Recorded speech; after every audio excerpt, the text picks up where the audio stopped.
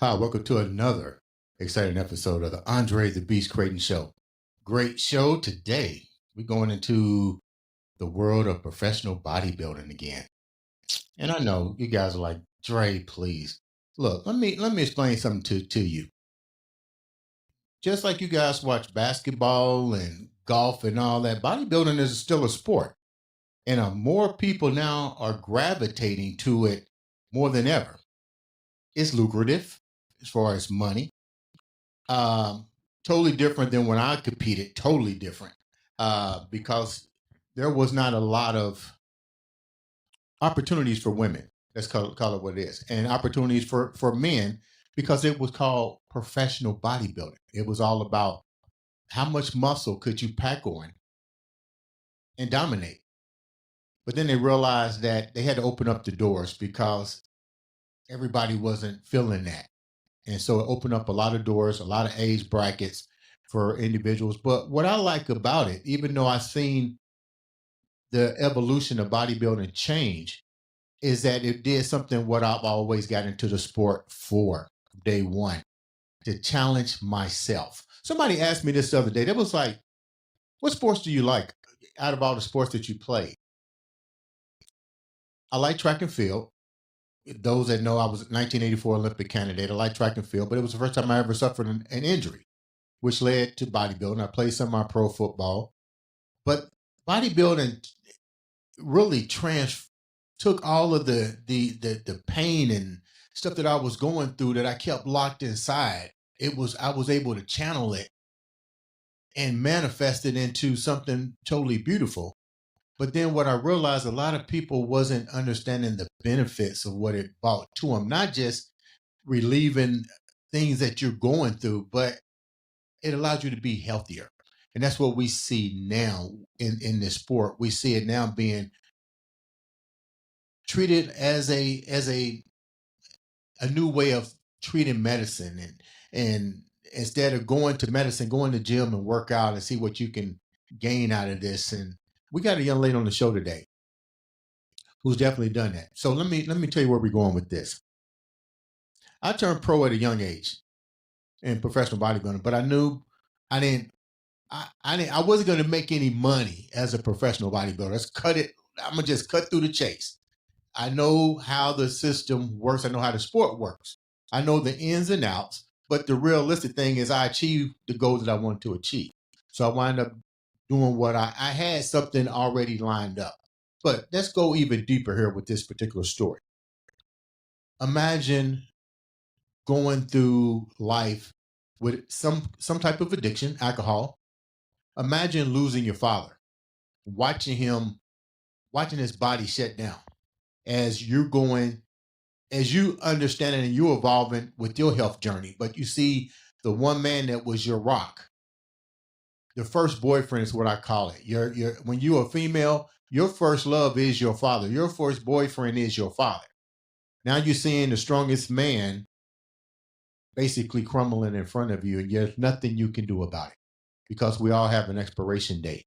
But then on top of that, you're still trying to be a single mom. You have now 2 daughters, and you're trying to instill with them strength, stability, work ethic, and the dream that even though you're a woman, a single woman, that you can still do this. When the odds seem against you, you can still do this. So without further ado, let's welcome to the show. I know you're seeing her all over social media.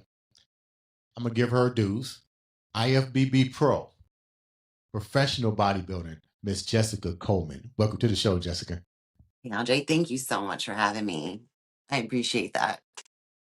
Man, 47 years old, first bodybuilding show at 40, your first one at 44, 46, and you're still kicking ass. But before we go there with this journey, let's go back before this journey began because you had to overcome a lot of things to get to this pinnacle. And my hat's off to you because I know what it takes to get to these pinnacles in Yeah. any sport and even in the workplace. I know it takes, this is what I told people success is to me. Now, I'm not going to say that for the end, but we're going to get to what success is because this is it on a piece of paper. This is that beast mindset. Tell the viewers a little bit about who you are before we get into your story. So, essentially, I've always been into fitness and I was always an athlete, right? So, you know, as a young in my younger years, I excelled at sports. I was kind of a superstar athlete, as you will. I lifted my first weight when I was 12. I started doing long distance running when I was 12, just on my own, just because that's in me, that's who I am, right? I started taking weightlifting classes in high school. I had already, there is a lifestyle that was instilled in me at a young age. Um, and I loved the lifestyle. And I remember back before social media when there was fitness and muscle magazines, muscle and fitness magazines. And I would look at these magazines and see the Monica Brandts. And I would look at these girls and I was just like, oh my gosh, I can do that. And I fell in love with the sport. And I was just like, that's what I want to do with my life. That is my dream. Right. And so in college, I started training um, on my own. This is before I ever had an official coach, but I was taking gymnastics classes because I wanted to do the whole, the gymnastics routines on stage and everything.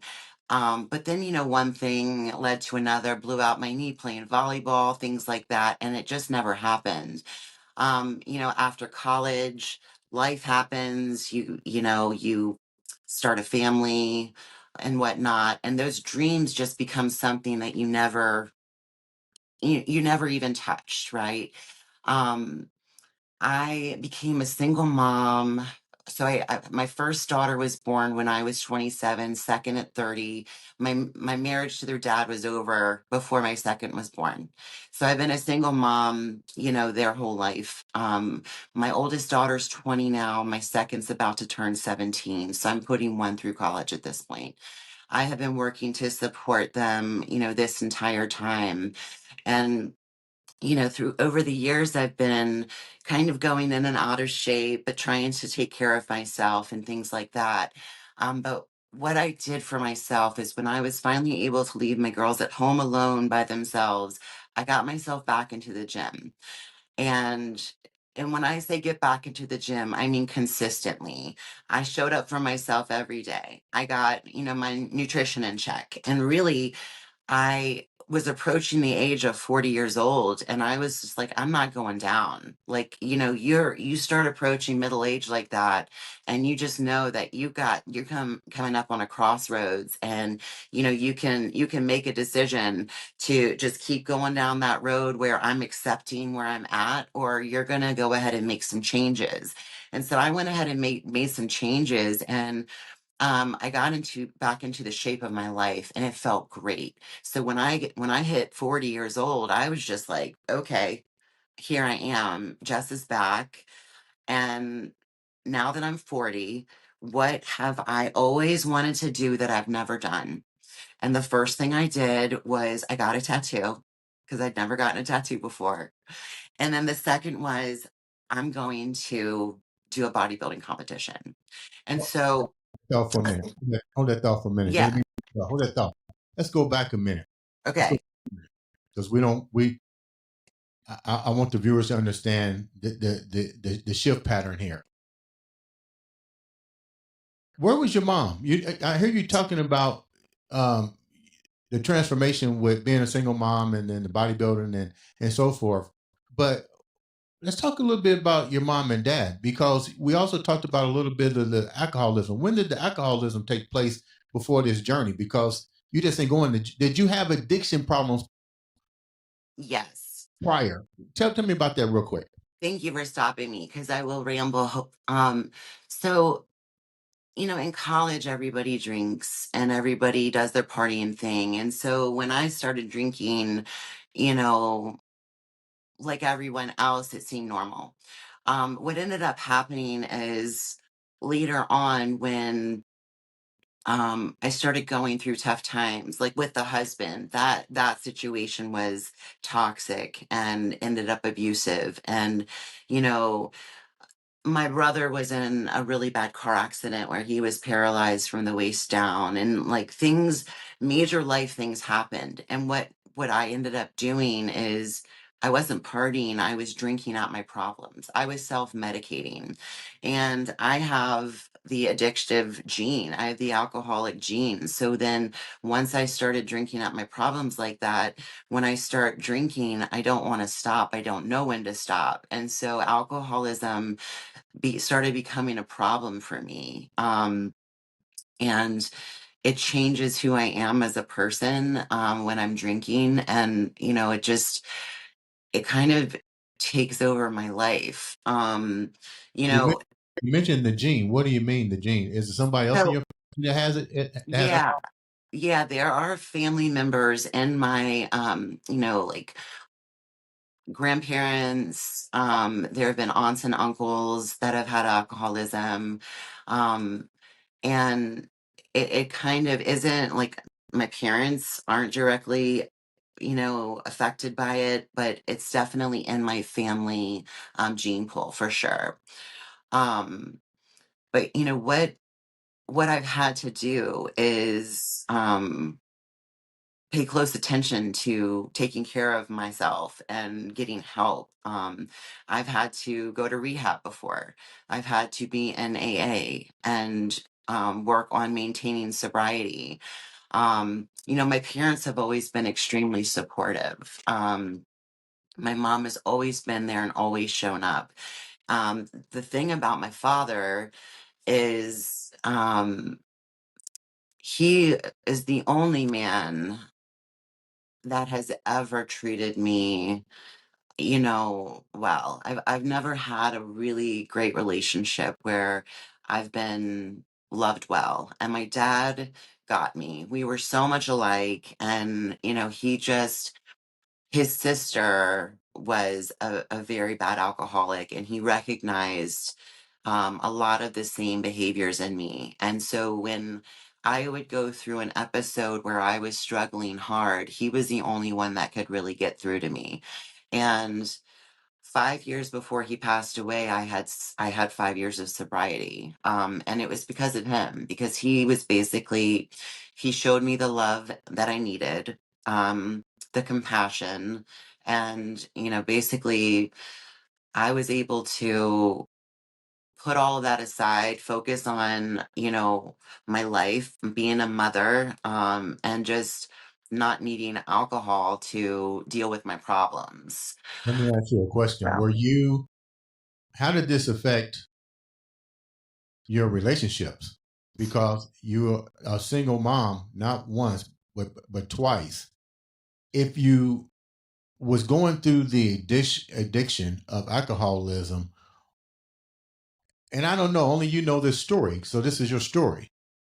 Now that you look back, could the dysfunction relationship could be contributed to the fact that maybe you didn't recognize or you didn't know how to deal with the fact that you was in this situation that maybe he couldn't deal with? I don't know. Do you think what's your take on that? So, two things. First of all, when I'm actively drinking, there's been a lot more time that I've been sober in my life than I've been drinking. Okay. First of all, it's when I actually put this stuff in my system that I turn into a person that is unrecognizable.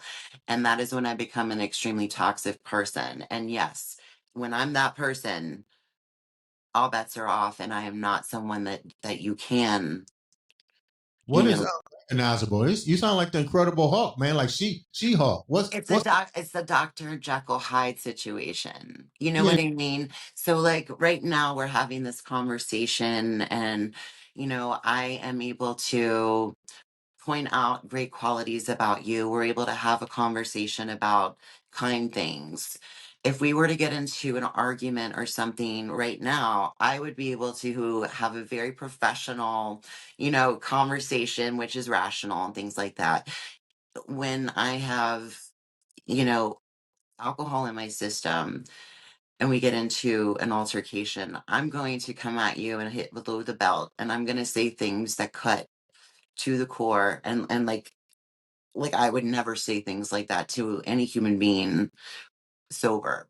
I'm probably not going to remember that I said it, but I'm going to fight dirty, and I'm going to say things that are just, they're, in my opinion, unforgivable. And I've been really fortunate to be loved by a lot of friends who have forgiven me for saying things that I shouldn't have said. And it hasn't happened a lot. Like I said, Andre, there's been I've been sober a lot more than I've been drunk in my life.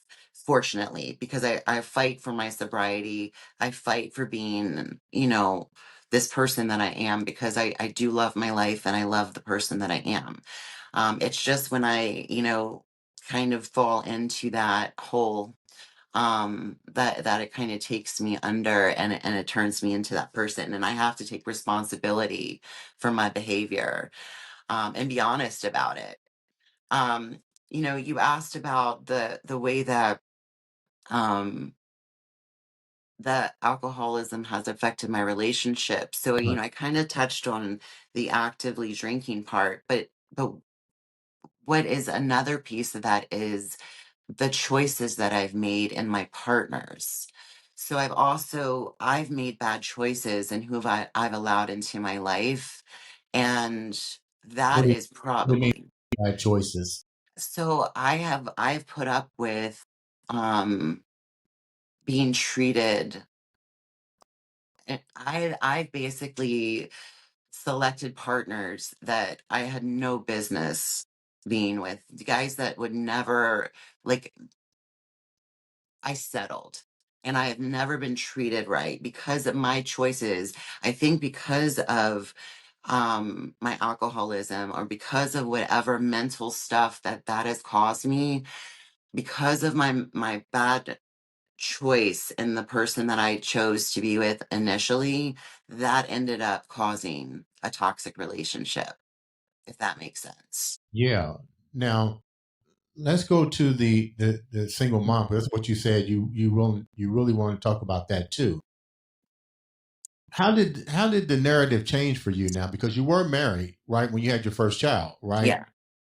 How long did it take for you to become a single mom, and what led to you becoming a single mom outside of So, all this? I mean, and so basically, what happened with the girl's dad is we were never supposed to be together. Like, that was never supposed to be us getting married. We dated and having fun and ended up pregnant. And so we ended up getting married after my first daughter was born. And, I was going to make him be the one, right? Um, n- Not long after we were married, he met someone and decided he was going to leave me for another woman, right? So that started a completely, like, tough situation there. And somewhere in the mess there, we ended up pregnant with the second. And by the time I was 7 months pregnant with the second, there was like a completely abusive situation going on, and I had to leave 7 months pregnant. And then that was the end of that marriage. Um, but God rest his soul, he actually just committed suicide last year, this Oh, past November. So there's mental health issues there as well. So there's been a lot of stuff we've dealt with. how do you protect your children, your daughters, from the the illness of addiction, the shield them from the mental part from their father, right? Both of them are by him, correct? Who Yes. committed suicide. I mean, there's a lot of trauma. How do you protect them now as a single mom? Well, so for them, they knew their dad, but they didn't really have a relationship with him. They didn't really see him on a regular basis. Um, he kind of removed himself from the equation. So they didn't have to directly. deal with it. I've been able to um, kind of shelter them from that. And so it's been me as a single mom, and then I'm really close with my family. So we've got, a whole kind of village around them that is able to provide them support as well. So I've had my bumps along the way with my drinking, but like I said, most of the time I've stayed sober. When I've had my slip ups, it's been like 2 weeks, and then I get my stuff together and bounce back and take care of my business. Like, it's not like I ever stay down. But they definitely are in therapy now, and these things are extremely serious. Is this And that you're still dealing with? yeah, yeah. I keep you in my prayers. I know it has to be a struggle, but now outside of your child's father committing suicide, a lot of people would say that would have led me to stay in the situation that I am. But clearly, you didn't want to be in that situation, and now this Mm-mm. is just one more log on the fire. Was your dad being diagnosed at cancer at this same time that this incident happened, or when did your father's health start to deteriorate? So 6 years ago, and this was my dad found out he had cancer right at this like super happy time when I mentioned that I had just turned 40 and I had gotten back into the shape of my life, and I felt great at 40 years old. My dad found out he had this really rare form of cancer.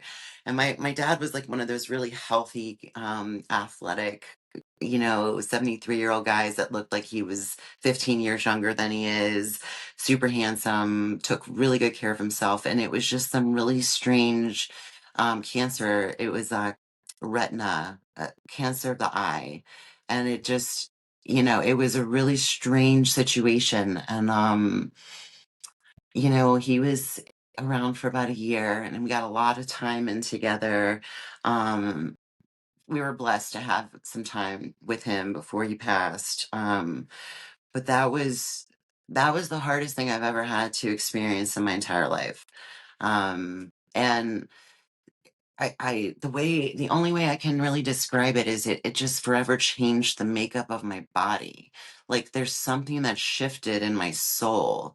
Um, watching him, being with him, I was able to spend so much time with him, especially in those last days, just sitting by his side. And then those last few hours before he died, I don't know if anyone's familiar with what happens to somebody's body when it actually shuts down, but I wasn't prepared for it. And I was just,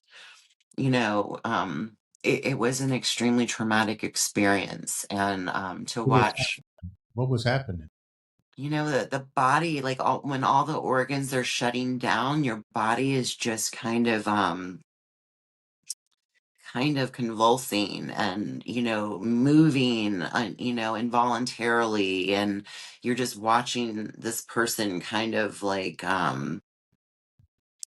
the best way I can describe it is it just looks like everything is just kind of shutting down.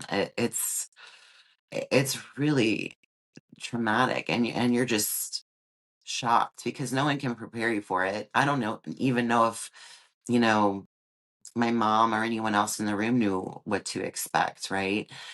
Um, but yeah, I walked away from that experience forever changed. And I kind of, um, I don't want to say it was like a rebellious type of feeling that I had, but I had like that.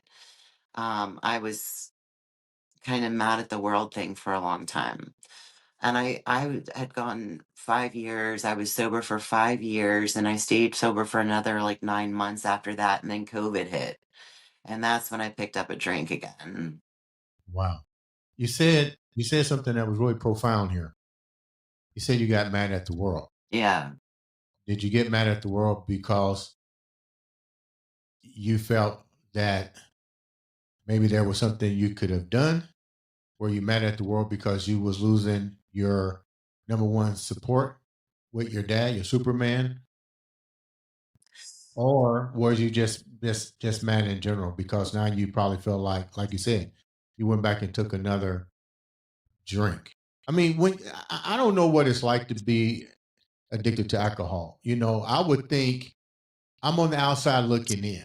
I would think with so much misfortune happening and blessings at the same time, because when bad things happen, they're supposed to elevate you or to send a message that you need to do something different with yourself and what's happening.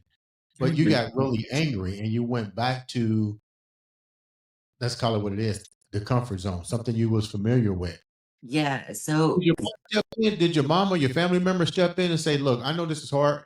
Your dad is gone, but we're going to help you." Especially like you said during COVID. COVID, everybody had a mental problem because they was yeah. forced to be confined in a Yeah. living quarters, and they had to basically figure out how to get along with each other.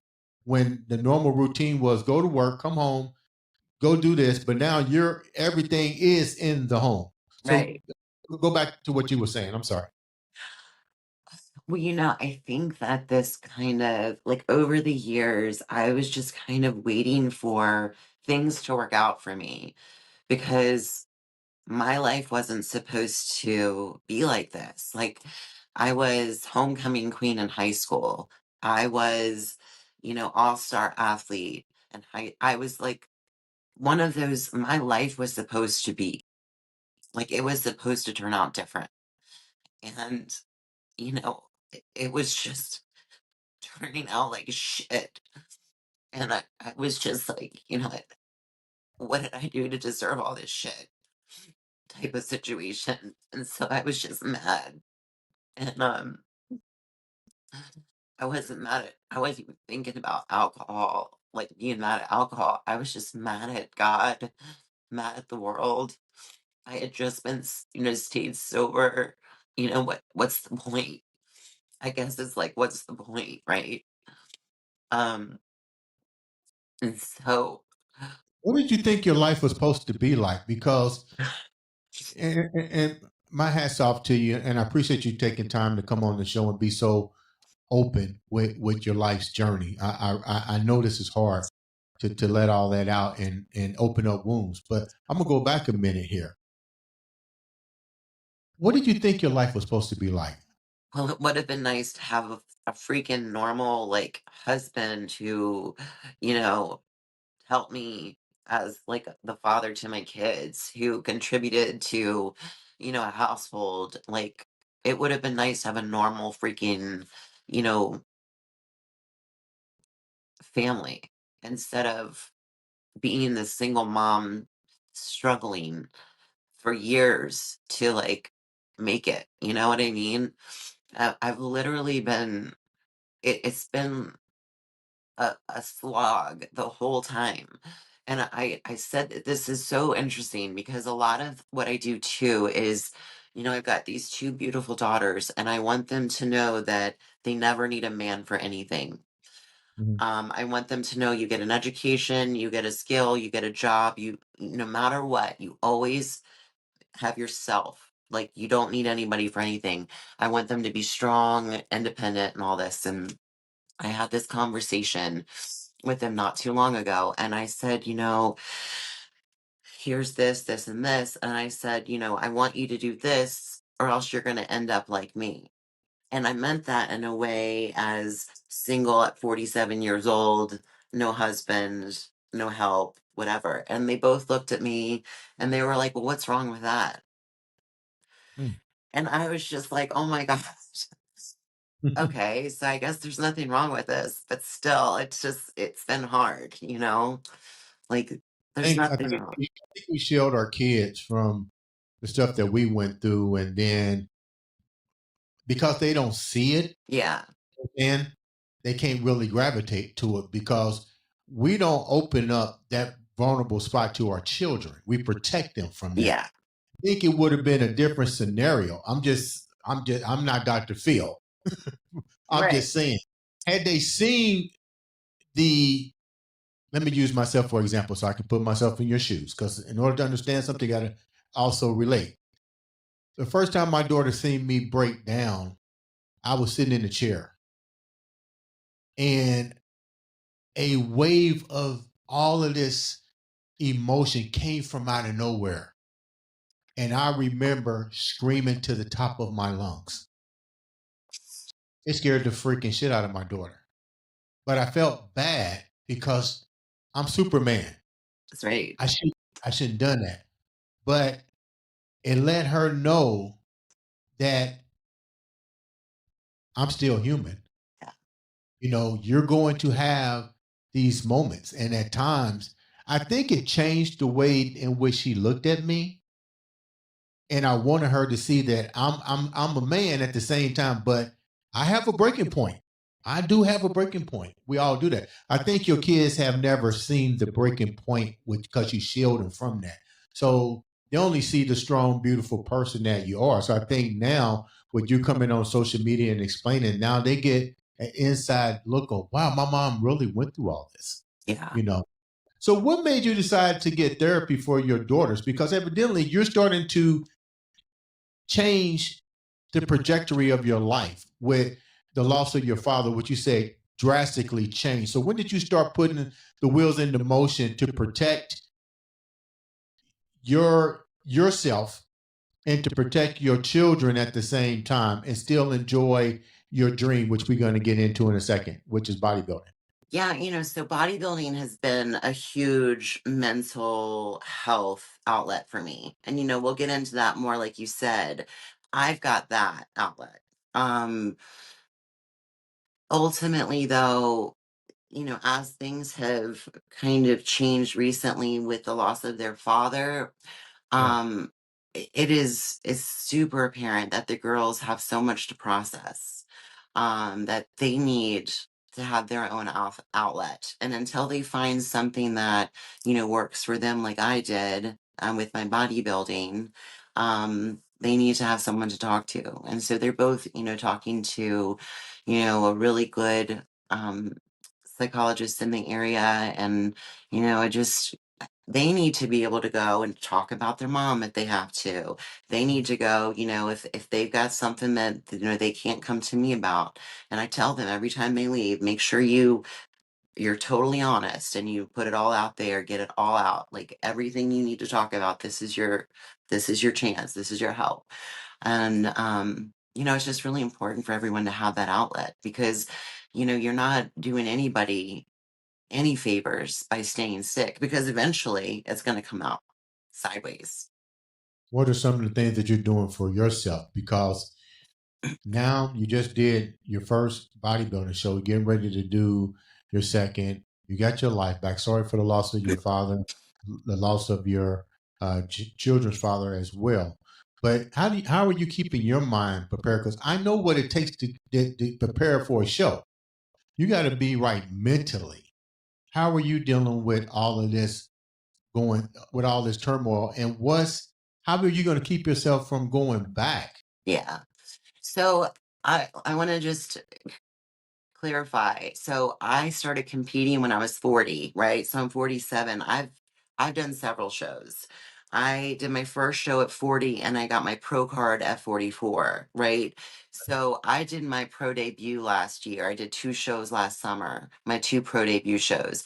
So competing consistently over the past 7+ years has been very therapeutic for me, because it's kept me really busy, all year long in prep.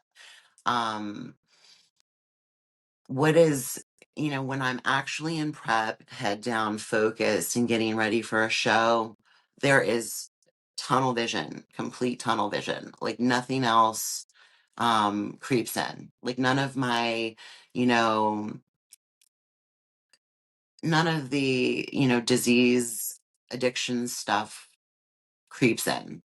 It's after the show when, kind of I get back into like a normal type of routine and things aren't so rigid and disciplined, where I really need to keep, on top of talking to a regular therapist and staying on top of a regular gym schedule. And that's where I've gotten kind of tripped up the past couple of years. And then this past year, especially.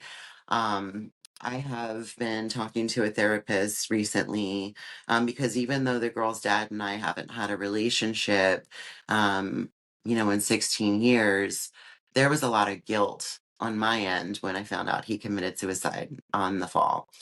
Um, Why did you have guilt on your end? um, there was guilt on my end just because,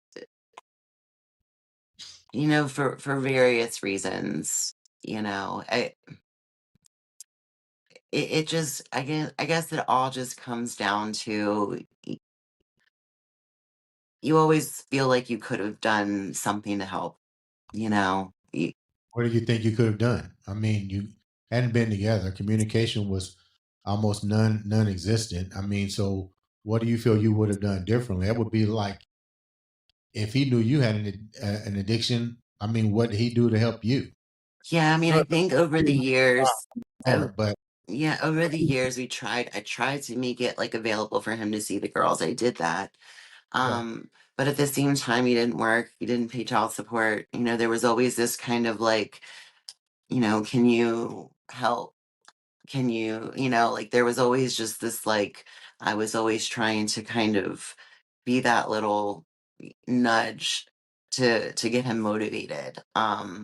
And I don't know, part of me just wonders if that was too much. Like if I just wouldn't have done that. There's so many things, Andre. Like, I know that there's no reason for me to feel guilty. I know that um, logically and rationally, but at the end of the day, there's just that guilt. You feel for somebody and their family, I and think they call that survivor's remorse. yes, that's it right there. That's it. Okay, so yeah, um, wow.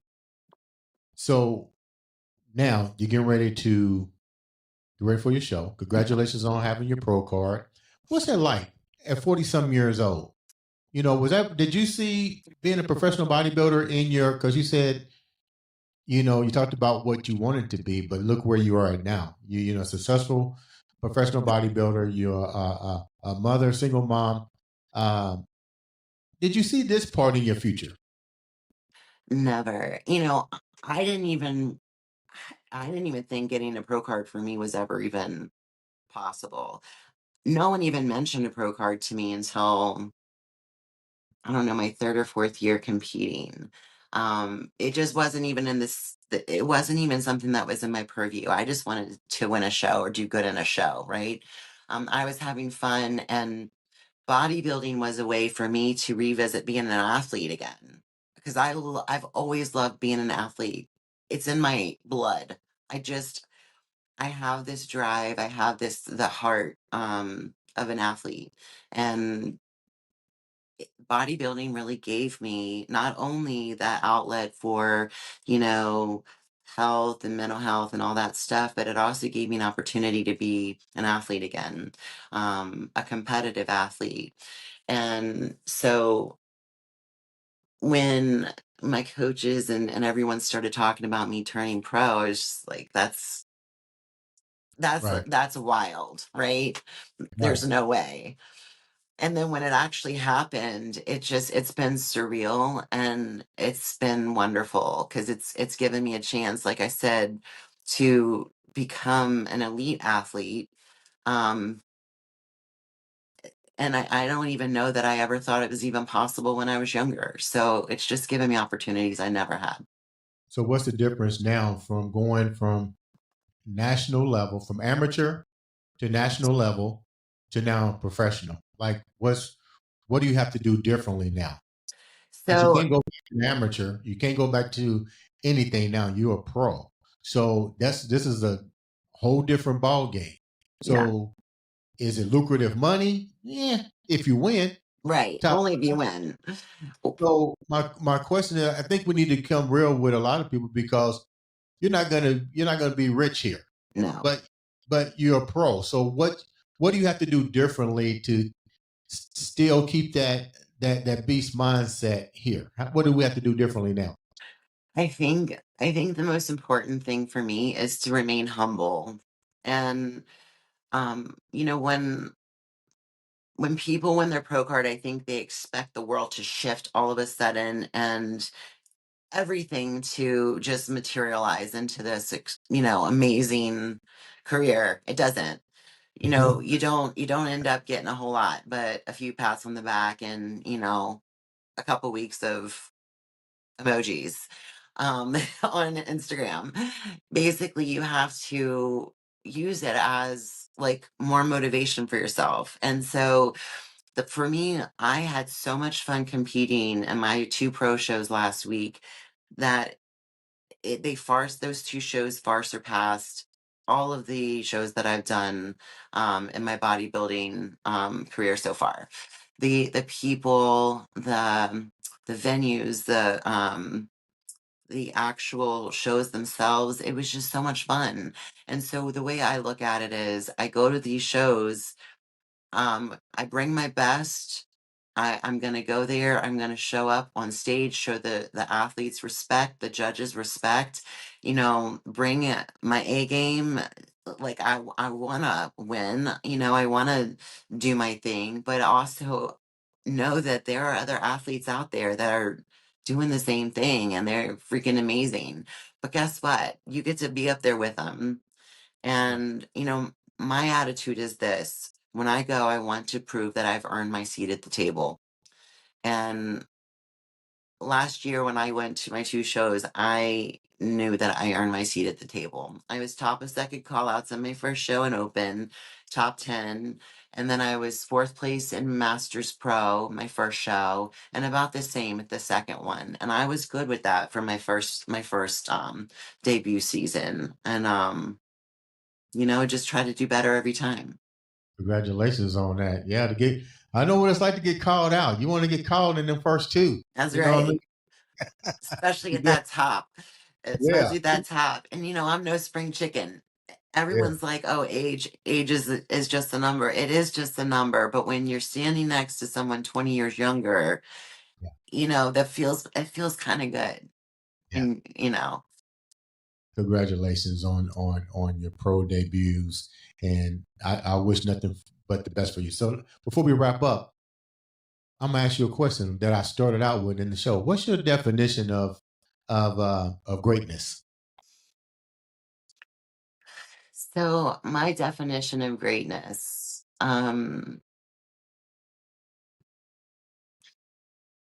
I think my definition of greatness is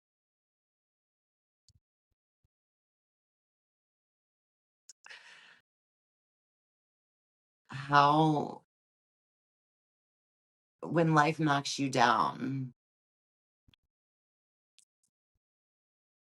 how you get back up and keep going is is how you show how great you are. Your bounce back game.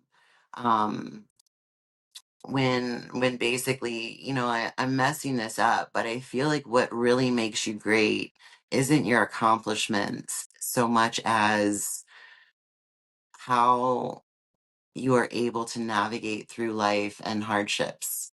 I feel like what is more impressive than winning a trophy is when you face plant. What do you do? Do you stay down or do you get back up and come back stronger than ever? And that's what I try to do every time. And you know that's what I feel like greatness is. I feel like greatness is completely subjective to everybody. You're going to Right. hear one person say winning. I think winning in life is how well you can kind of bop and weave and keep on moving. Sounds like a winner. Jessica, how can the viewers reach out to you, follow your career, and just be a fan? So thank you. All right, so I'm on Instagram and I just started a TikTok. I have no idea what I'm doing on TikTok, but I'm on there now. On Instagram, Jessica Coles Underscore IFBB Pro. That's JESSECACOLES underscore IFBB Pro. And then I'm on TikTok at the underscore Jessica Cole underscore train. Thank you so much for taking time to come on the show. Definitely want you to come back and share more of your journey into the world of professional bodybuilding at such a tender age of 47 years old. Wow. Yeah, it's good. It's a good age. Yeah, Still so much time. You might want to make me come out of retirement. You Ladies and gentlemen. should. Hey, it's time. This is your sign. Ladies and gentlemen, this has been another, and I do mean another, exciting episode of Andre the Beast Crayton. Thank you.